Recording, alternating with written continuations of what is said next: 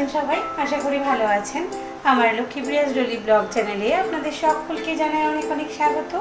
আজ একটা নতুন রেসিপি নিয়ে আপনাদের সামনে উপস্থিত হয়েছে বন্ধুরা। খুব একটা সহজ আর অতি চেনা পরিচিত এক রেসিপি, সেটা হচ্ছে এই কাঁচা আম। এখন গ্রীষ্মকাল চলছে, তো কাঁচা আম এই যে একটা হেলদি রেসিপি কাঁচা আম দিয়ে আমি তৈরি করব, সেটা হচ্ছে কাঁচা আমের টক ঝাল।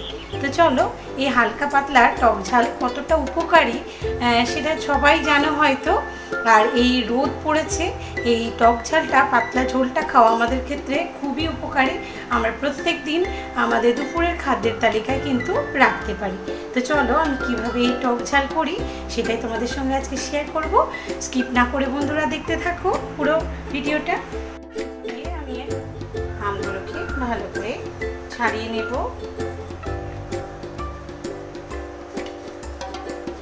আর এই আমের টক ঝাল কিন্তু করেও বন্ধুরা এটা আপনি স্টোর করে রাখতে পারেন, বেশ কয়েকদিন থেকে যাবে। যদি ফ্রিজে বা বাইরেও রাখলে কোনো নষ্ট হয় না আর ভালোও থাকে। আর এটা বড় ছোট সকলের জন্য খুব উপকারী একটা হেলদি খাবার। আমাদের রোদ লাগে না এটা খেলে, আর আমাদের শরীরকে অনেক বেশি, যেহেতু এটাতে ক্যালসিয়াম রয়েছে, ভিটামিন সি রয়েছে, সেহেতু আমাদের শরীরকে অনেক বেশি রোগ প্রতিরোধক শক্তি থেকে শক্তি বাড়াতে সাহায্য করে।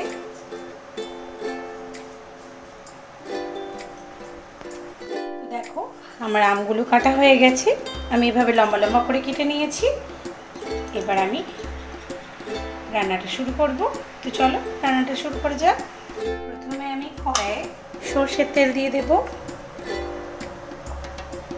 তোমরা বন্ধুরা যে কোনো তেলেই করতে পারো, কিন্তু সরষের তেলে বেশি ভালো হয়, বেশি স্বাদ হয়, তাই আমি সরষের তেলেই করি।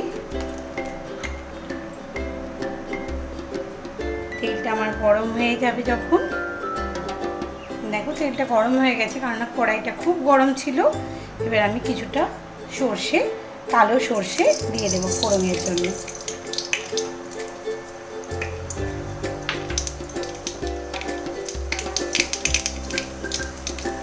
আর একটু শুকনো লঙ্কা আমি এখানে দিয়ে দেব।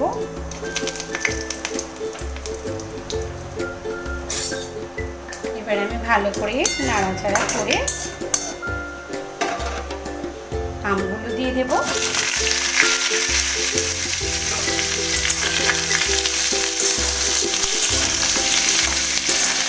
এটা কাঁচা আম, টক আমটা টক আমি নেবে বন্ধুরা, অন্য কোনো কাঠমিষ্টি আম নিলে হবে না, এই টক ঝালটা ভালো হবে না, কারণ আমটা তখন গলে না। হ্যাঁ, আর এই টক মিষ্টি আম নিলে, টক নিলে, তাহলে এটা খুব সহজেই গলে যাবে। আর এটা করে রেখে দিলে,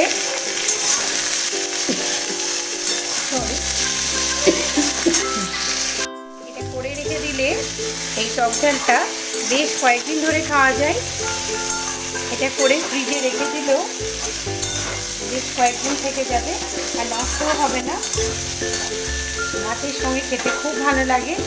ভাতের শেষটাতে এই টক ঝাল বা চাটনি হলে বেশ ভালো লাগে। এবার আমি সামান্য একটু হলুদ দিয়ে দেবো।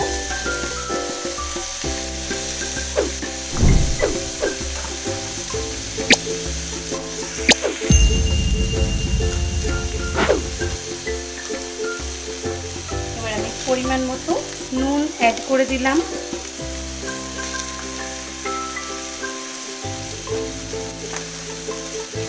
ভালো করে হলুদটা আমার গায়ে মাখিয়ে নেব।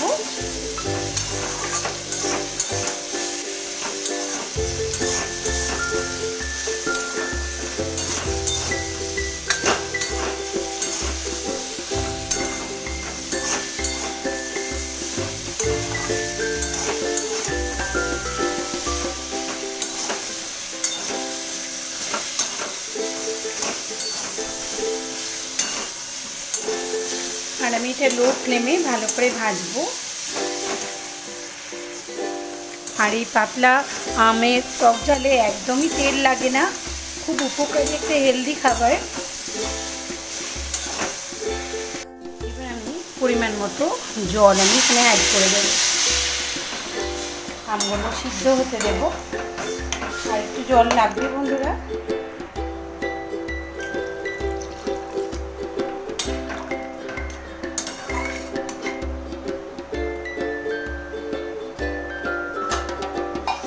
এবার কিছুক্ষণ আমি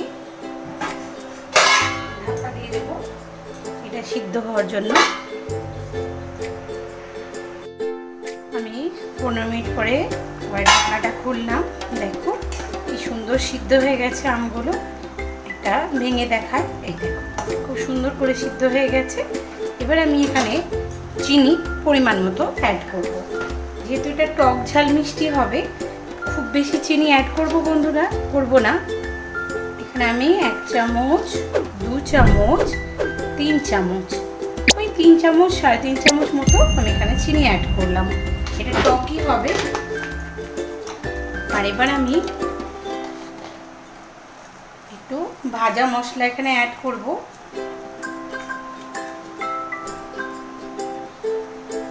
আমি এখানে ভাজা মশলা করে রেখেছিলাম, এটা আমি একটু অ্যাড করে দিলাম। তোমরা একটু ভাজা মশলা দেবে, তাহলে খুব ভালো স্বাদটা খেতে খুব ভালো লাগবে। একদম আচারের মতো খেতে লাগে, খুব ভালো লাগে। আর এখানে আমি সামান্য একটু মেথি গুঁড়ো করে রেখেছিলাম, সেটা অ্যাড করে দিলাম। খেতে খুবই দুর্দান্ত লাগে, অপূর্ব স্বাদের হয়। তো এই টকটা অবশ্যই এইভাবে বানাবে। ব্যাস হয়ে গেল আমার কাঁচা আমের টক ঝালের পাতলা ঝোল। খুব সুন্দর খেতে হয়। চলো, কমপ্লিট হয়ে গেল। তো রেডি হয়ে গেছে আমার কাঁচা আমের পাতলা টক ঝাল। দেখো কত সুন্দর দেখতে হয়েছে, খেতেও খুব সুন্দর, খুব মজাদার। এভাবে অবশ্যই একবার ট্রাই করো। ছোট বড় সকলকে খাওয়াবে। এই গ্রীষ্মকালে খুব উপকারী একটা খাবার, একটা ভালো রেসিপি। আমাদের দুপুরে খাবার পাতের শেষে এই রেসিপিটা অবশ্যই একবার ট্রাই করবে। অবশ্যই ট্রাই করে কমেন্ট সেকশনে কেমন হয়েছে জানাতে ভুলো না। তুমি যদি আমার নতুন বন্ধু হয়ে থাকো, তাহলে চ্যানেলটা ঝটপট সাবস্ক্রাইব করে পাশে থাকা বেল আইকনটি প্রেস করতে ভুলো না। তাহলে জলদি সমস্ত নোটিফিকেশান তোমার ঘরে পৌঁছে যাবে আর তুমি চলে আসবে আমার ঘরে। আর তুমি যদি আমার প্রোফাইলটা ফেসবুক থেকে দেখে থাকো, তাহলে অবশ্যই প্রোফাইলটা ফলো করতে ভুলো না। দেখা হবে আরেকটা ভিডিওর সাথে। ততক্ষণের জন্য ভালো থেকো, সুস্থ থেকো, টাটা।